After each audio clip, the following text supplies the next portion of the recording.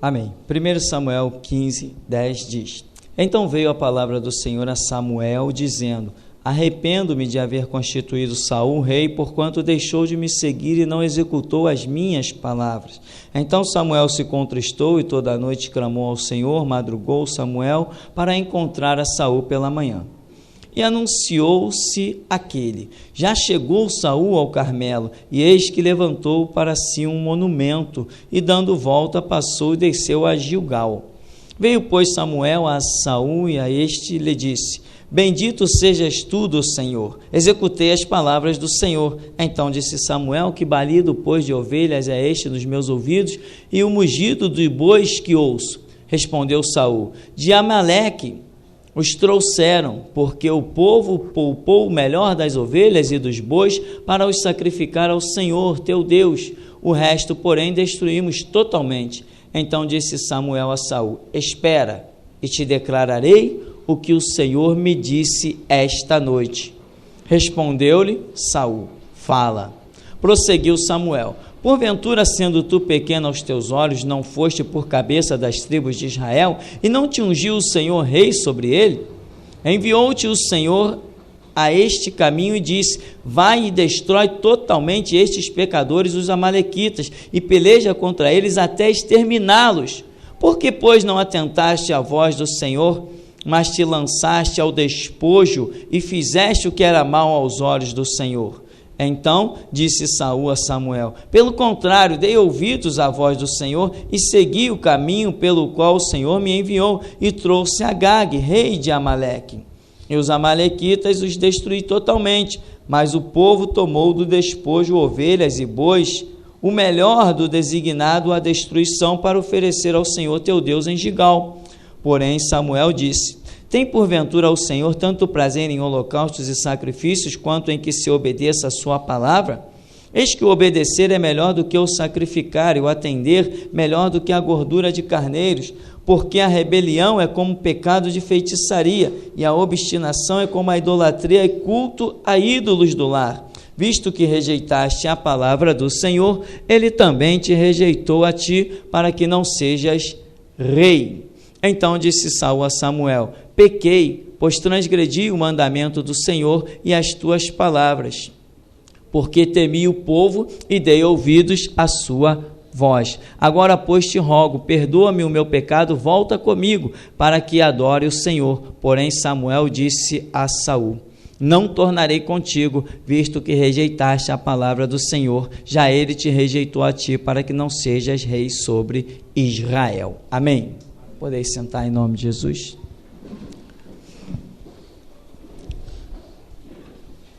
Esta passagem conhecida demais, cheia de lições, e lições até estarrecedoras, lições bem terríveis, porque quando Deus começa a tratar no aspecto de rejeição, há um perigo muito grande. Quando Deus diz que vai rejeitar, há um perigo muito grande. Interessante que Saul até dá um entendimento de arrependimento no verso 24, quando ele diz: Então disse Saul a Samuel: Pequei, pois transgredi o mandamento do Senhor e as tuas palavras, porque temi o povo e dei ouvidos à sua voz. Agora, pois, te rogo, perdoa-me meu pecado, volta comigo, para que adore ao Senhor. Mas Samuel disse: Não tornarei contigo, visto que rejeitaste a palavra do Senhor. Já ele te rejeitou a ti, para que não sejas rei sobre Israel. Entende, irmãos? Samuel falou: Não, o que eu vou fazer mais contigo? O Senhor te rejeitou. Eu vou andar com alguém que foi rejeitado pelo Senhor? Não vou voltar contigo. Se você ler antes, você vai ver que Samuel passou uma noite chorando na presença de Deus, porque Saul tinha sido rejeitado. Mas quando Deus decretou: Samuel, até quando vais me importunar a respeito de Saul, se eu já o rejeitei? Quando ele foi lá e transmitiu, olha, Saul, Deus já te rejeitou. Volta comigo. Não, não tenho mais parte contigo, segue seu caminho, eu vou seguir o meu. Porque a Bíblia diz, andarão dois juntos, se não estiverem de acordo. Só existe um acordo, que é seguir a palavra do Senhor. Não existe mais acordo, não tem mais negócio, amém? Não tem mais negócio, irmão. O negócio é seguir a palavra do Senhor. Nós não estamos aqui na igreja para fazer amizade. Você veio aqui para fazer amizade? Quem veio aqui para fazer amizade? Ninguém veio aqui para fazer amizade. Nós viemos aqui para conhecer a verdade. Viemos aqui para conhecer Jesus Cristo na intimidade. Viemos aqui para receber poder para pisar na cabeça do diabo. Viemos aqui para ser instrumentos na mão de Deus. Viemos aqui para desfazer as obras do diabo, curar os enfermos, expulsar os demônios. Foi para isso que viemos aqui. Você viria aqui simplesmente para olhar para mim? Isso ia mudar a sua vida? Isso ia te adiantar de alguma coisa? Você veio aqui por causa de mim? E nem eu estou aqui por causa de você. Estou aqui porque Jesus Cristo me mandou estar aqui. E você está aí porque Jesus Cristo te mandou estar aí.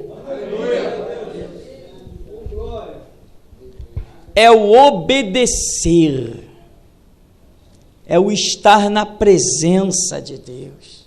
Por isso que eu sempre digo, ser humano é um problema, né? É imperfeito, cheio de defeito. Então você não tem que atentar para as coisas que estão à sua volta, porque Paulo diz que nós temos que caminhar olhando para o varão perfeito, autor e consumador da nossa fé. Eu te pergunto, se você olhar para o lado, você vê Jesus? Se você olhar para frente, você vê Jesus? Se olhar para trás, você vê Jesus? Então, para onde você tem que olhar? Para Ele, autor e consumador da sua fé. Quando você olha para o céu, você não vê defeito. Aleluia. Não tem defeito lá, olha para o céu. A Bíblia não diz que Ele foi assunto ao céu e assentou-se à direita de Deus? É para lá que você tem que olhar. Quem olha para Deus, quem olha para o que é perfeito, nunca cai, não sofre detrimento. Interessante esse fato, dentre tantas lições terríveis, o fato de que Saul até aparenta ter se arrependido, aparenta, mas embora nesta aparência de arrependimento, Samuel diz assim, não vou contigo, e dá as costas. Saul vai e pula no manto dele, segura e o manto rasga, e ele diz, assim rasgou de ti o Senhor o ministério de rei.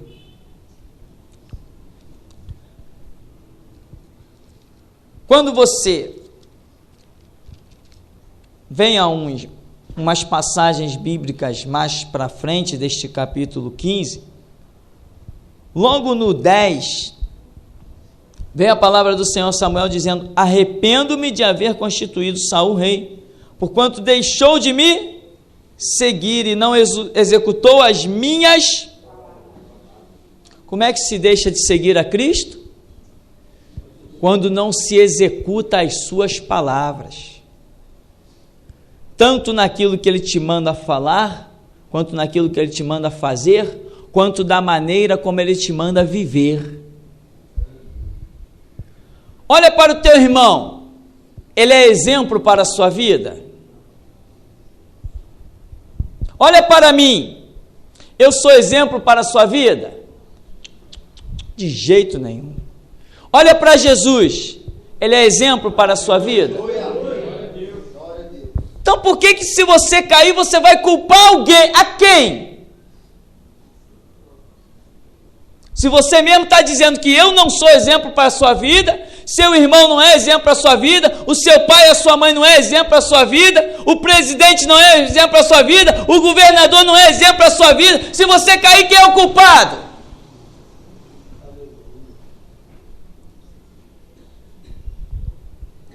Triste realidade que tem gente que vai cair. Deus já falou comigo que tem gente que vai cair. Deus falou comigo, Ele falou comigo, que tem gente aqui dentro que vai cair. Mas eu não sou culpado, eu não sou, as minhas mãos estão limpas. E deixa eu dizer uma coisa, você está dentro de uma igreja genuína que prega o Evangelho. Aqui não tem campanha, não tem corrente, olha as horas, estamos a mais de 1 hora de culto. Eu até esqueci que tem uma caixa de oferta aqui na frente. Até esqueço, todo dia eu esqueço isso aí. E as pessoas chegam aqui na igreja, pastor, você não fala em dízimo e oferta? Eu falo, meu irmão, eu esqueço, é tanta coisa mais importante. Aleluia. Tem tanta coisa mais importante para falar, como é que eu posso dar espaço para falar de dinheiro? Se tem tanta coisa mais importante.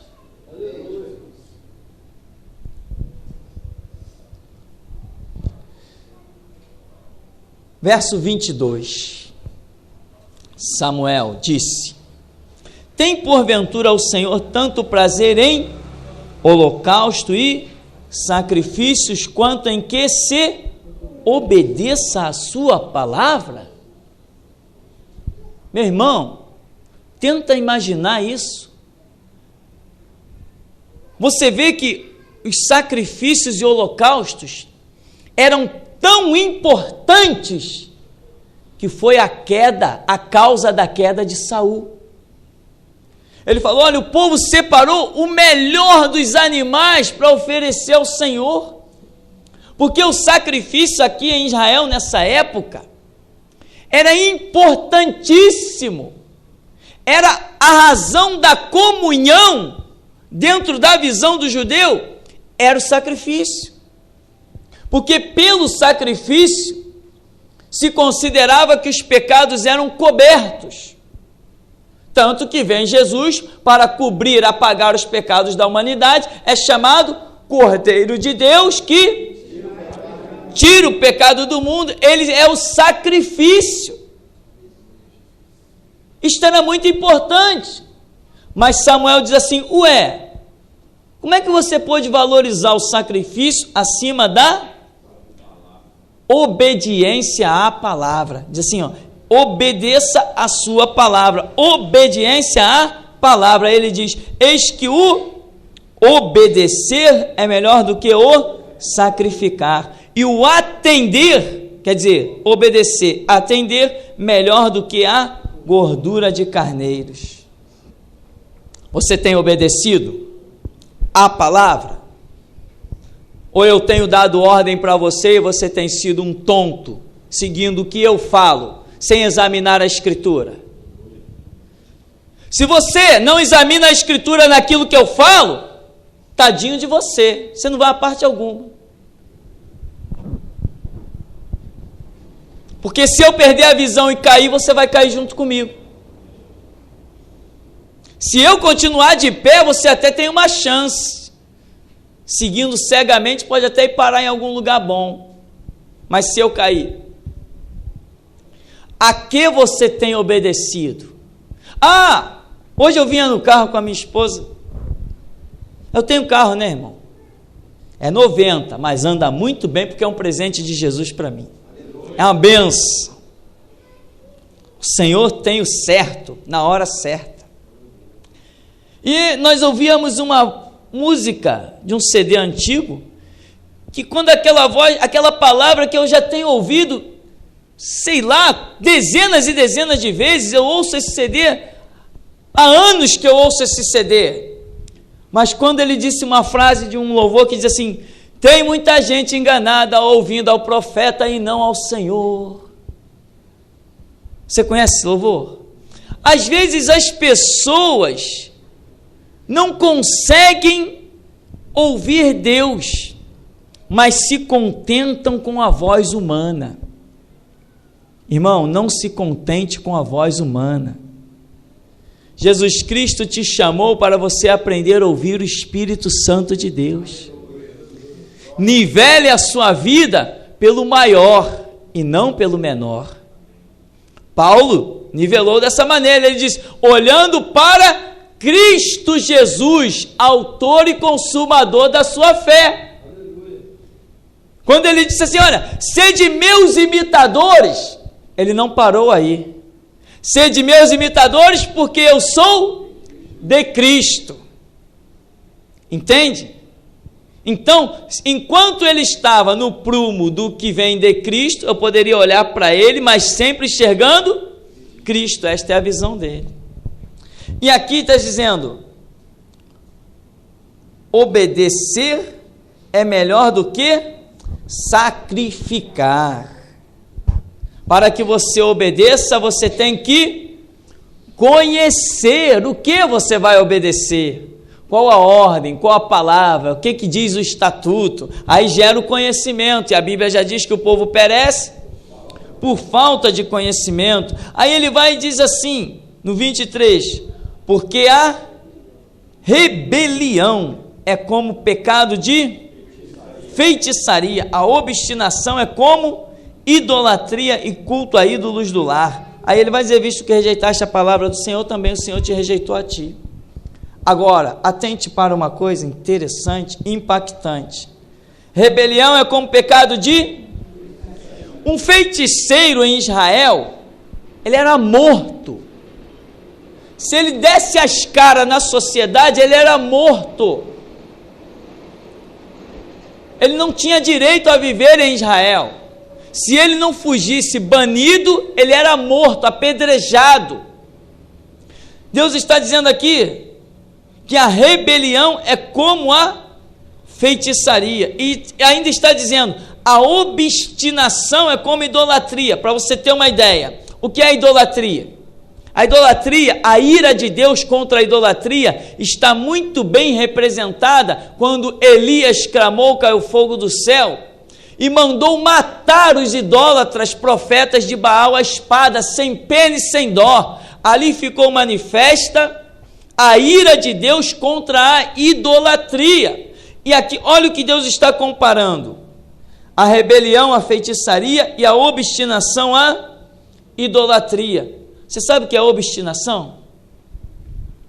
Obstinação é aquela pessoa que se autodetermina e não aceita a mudança. Deus pode falar que ela... Não é Deus não. Eu já tenho meu caminho, não, eu já decidi, eu vou fazer isso. Ele pode ler a escritura, não, isso aqui não é para mim não, eu já decidi, eu vou fazer aquilo. Pode alguém aconselhar, não, eu já tenho minha decisão, eu vou fazer aquilo. É obstinação. Qual foi um personagem bíblico que se obstinou? Faraó. Quando Deus diz assim, olha, eu vou manifestar todas as minhas pragas no Egito, porque Faraó está obstinado. É isso que Deus fala. Faraó está obstinado. Você vê que aquelas 10 pragas tremendas não foram o bastante para que Faraó liberasse o povo. Né? Só na 10ª, que foi a morte de todo primogênito, aí ele liberou o povo. Mas a sua obstinação foi tanta que quando ele soube que Israel estava no deserto, o que ele fez?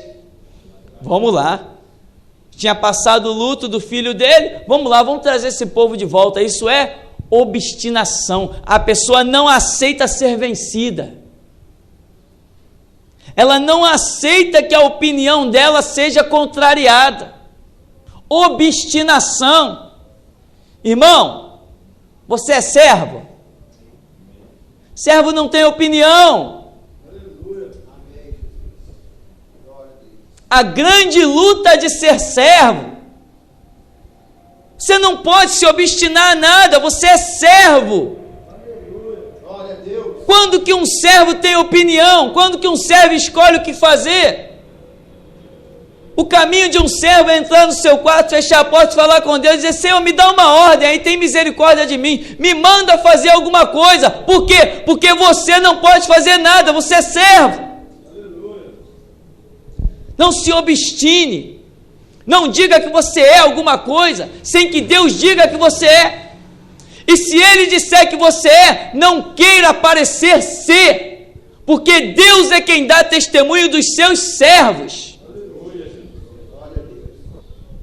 Quando Jesus foi ser batizado, lembra que saiu da água? João Batista o batizou e o Espírito Santo desceu em forma de pombo sobre ele. O que a voz do céu falou? Este é o meu filho amado, em quem me comprazo. Meu irmão, deixa o céu dar testemunho da sua vida. Só aceite ser aquilo que o céu disser que você é. Entende? E não seja por título, sejas por obras. Quando os céus disserem que você é alguma coisa, exerça aquilo que os céus estão dizendo que você é. Então não seja por títulos, seja por obras. As obras valem mais que os títulos. Muitos têm títulos, mas fracassam nas obras. Saul tinha título, mas fracassou nas obras. E por fracassar nas obras, perdeu o título. Amém? Você compreende isso? E aqui ele está dizendo que o pecado de rebelião é como feitiçaria. Você tem ideia do que é uma rebelião? Você sabe o que é uma rebelião? Você lembra de Satanás? Ele se rebelou. Mas interessante a rebelião, porque Lúcifer, ele olhou assim e falou assim: poxa, eu quero ser semelhante ao Altíssimo, eu quero subir acima das estrelas, acima de todos os outros anjos, eu quero governar esses anjos todos aí. Quem é que governa todos os anjos? Jesus Cristo. Então olha o lugar que ele queria um lugar impossível, porque quem coordena todos os anjos é Jesus Cristo. Ele queria uma posição impossível, uma posição que estava reservada para Cristo. Ele quis, se rebelou, caiu sozinho? Não caiu sozinho, claro que não. Claro que não cai sozinho. Ninguém cai sozinho. Sabe por quê? Sempre que uma pessoa escorrega, ele segura no primeiro que está perto. Se afasta de quem está escorregando, irmão. Te afasta de quem está caindo. Porque todos nós temos o mesmo nome para segurar. Todos nós temos a mesma palavra. Quer escorregar e cair, sai fora, deixa cair, meu irmão. Aleluia! Glória a Deus! Deixa cair. Não queira ser melhor que o Espírito Santo, não. Misericordioso é Deus. Se alguém tem que fazer alguma coisa, é Deus que faz. Não queira ser mais bonzinho que Jesus Cristo, não. Deus deu a palavra para nós segurarmos e vencermos. Deu o nome dele para triunfarmos de principados, potestades, hostes infernais da maldade. Ele nos fez vencedor. Se alguém está caindo, meu irmão, deixa cair. Senão, sabe o que acontece? Quando cair no abismo, vai segurar na sua perna e puxa você junto. O diabo se rebelou e levou quantos, hein? 1/3 dos anjos. Como Deus deve ter lamentado, né? Deus deve ter olhado assim: puxa vida, 1/3 dos meus ministros foi embora. 1/3 dos meus ministros, o que eu vou fazer da vida? Jesus já disse o que Deus fez da vida. Jesus se manifestou nesse mundo e disse o quê? O príncipe deste mundo está julgado.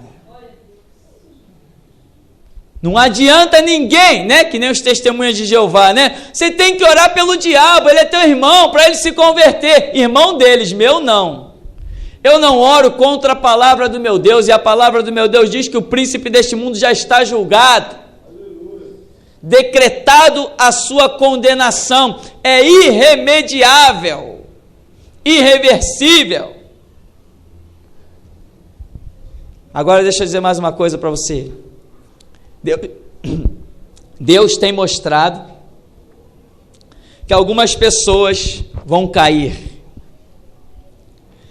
E depois que caírem e quebrarem a cara, vão voltar. Irmão, você que vai cair e vai voltar aqui, tu vai ter que aguentar, hein? Eu estou te dizendo. Você vai cair e vai voltar. Mas quando tu voltar, tu vai ter que aguentar. Para aprender a não cuspir na palavra de Deus. Aprender a não pisar nas pérolas do Senhor. E tem mais, quando voltar, nunca mais vai ter a posição que tem hoje. Está avisado. Entendeu? Foi dado o recado? Está claro, porque as minhas mãos têm que comparecer limpa perante o Senhor. Entende, meu irmão? E deixa eu te dizer mais uma vez, aqui é uma igreja. Aqui a palavra de Deus faz peneira, aqui exorta, consola, edifica, aqui tem chicote, aqui tem consolo, aqui tem tudo. Então, meu irmão, atente. Paulo diz assim lá em 1 Timóteo 3,6, dá o conselho para Timóteo: Timóteo, o neófito, não pegue em nada, não toque em nada, senão vai se ensoberbecer e vai cair na condenação do diabo. Vai se ensoberbecer e cair na condenação do diabo. Qual foi a condenação do diabo? Rebelião. Querer ser o que Deus não projetou para a sua vida. Quando Deus criou anjos, arcanjos, querubins, serafins, e não sei se tem algum outro título que a Bíblia não mencione, quando Deus criou esses títulos, já os criou com funções determinadas. Entende? Quando Deus disse assim, surge um querubim, ele surgiu já sabendo o que ele ia fazer. Quando Deus disse assim, surge Lúcifer, em pedras afogueadas, ministro do meu louvor, aferidor de medidas, ele já sabia qual era a função dele. Ele tinha livre-arbítrio, como todo mundo tem, mas ele não podia escolher escapar daquela órbita que Deus traçou para ele. Assim como Deus criou os planetas, meu irmão, que tem a sua órbita fixa, assim criou o homem. Quando Deus te projetou, permitiu o teu nascimento, Ele já traçou uma órbita para você. Não tente fugir dela, senão sabe o que acontece? Rebelião! Você pode se chocar com outro planeta maior do que você. Então, querido, Samuel, tem porventura o Senhor tanto prazer em holocausto e sacrifício quanto em que se obedeça a sua palavra? É para isso que nós estamos aqui. É para isso que eu tenho me tornado um chato, falando sempre as mesmas passagens bíblicas, que eu sei que são importantes.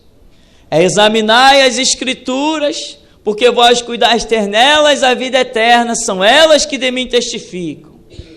Cada vez que eu menciono essa passagem, as minhas mãos se embranquecem mais perante o meu Deus. Quando eu digo, irmão, Mateus 6,6, entra no teu quarto, fecha a tua porta, fala com teu pai. Até ouvintes da rádio que não são membros daqui, que me encontram na rua, e aí, pastor, Mateus 6,6, já brincam até comigo. Porque tudo que é pregação eu digo, Mateus 6,6.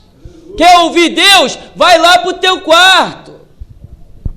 Então, eu sou um obreiro, cujas mãos estão limpas perante Deus. Não sei se tem jeito ainda depois dessa mensagem, não sei. Mas que tem gente preparada com o pé à beira do abismo, tem. Tem. E se tiver que pedir misericórdia, peça a Deus, não vem pedir a mim não. Se ele tiver, ele teve. Mas certo é que eu não estou nem aí, porque se temos misericórdia de alguém, temos que avisar antes de cair no abismo.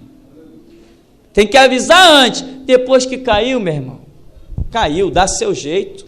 Sobe pelas paredes se puder. Se encontrar alguém que jogue uma corda, pega na corda.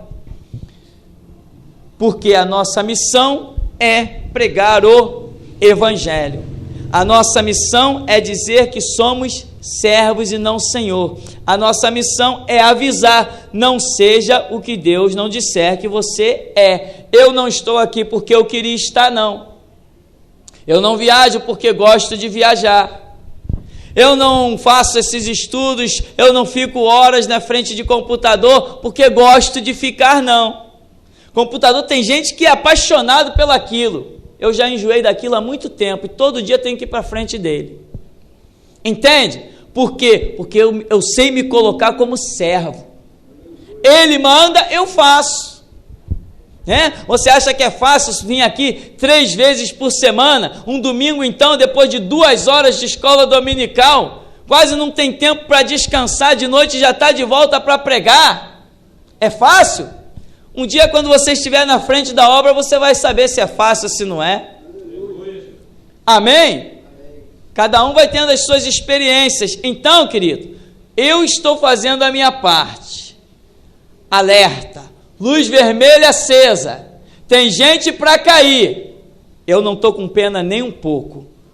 Eu não tenho pena de nada. A obra aqui não fica em falta. Aqui não tem divisão. Aonde tem uma cabeça só não tem divisão. E Deus não faz obra com 2 cabeças. Então, meu querido, atente para a realidade. Entra no teu quarto, vai clamar, vai suplicar. Deus, eu estou dando passo para o abismo. Deus, eu estou a um passo de ser destruído. Se você der o passo errado, meu irmão, não adianta depois dizer, não aceito humilhação de ninguém, porque Deus vai obrigar você a ser humilhado. Entende isso? Quando você está no centro da vontade de Deus, Ele te exalta, Ele te abençoa. Mas se você não estiver no centro da vontade de Deus, Ele mesmo te humilha. Amém? Ficamos por aqui, o Senhor nos abençoe em nome de Jesus.